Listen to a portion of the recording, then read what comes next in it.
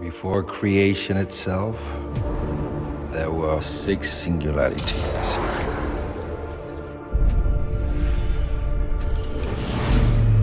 Forged into infinity stones.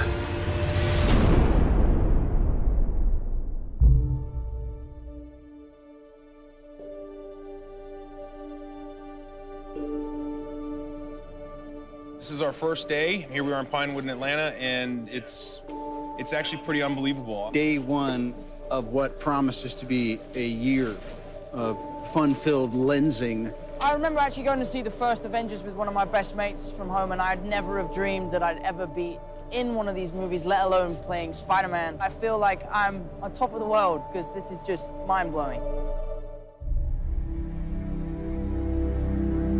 What we always try to do at Marvel Studios is we're building the cinematic universe, is look at the big picture. How can things relate across movies and across years? Avengers Infinity War is the culmination of the entire Marvel Cinematic Universe as started in May of 2008 with the release of Iron Man 1. And it really is an unprecedented culmination of a series of films interlinked together, which at the time had never been done before. And for us, the important thing is making it all come together. We know they're going to face Thanos. We've been setting that up since Avengers 1. How do you do that in a way that is unexpected, that pits the Avengers against somebody who's more powerful than anyone they faced, and yet make them completely unprepared to face him? Well, tear them apart, which is why we did Civil War before Infinity War. As we were conceiving and executing Civil War, the end of that movie was very much a setup for what these movies would be. We always had the sense of that. Tony is not talking to Steve. The Avengers are basically a name with nobody in it. The world is vulnerable. Tony senses this greater threat approaching, and so he is doing everything in his power to keep the Earth safe.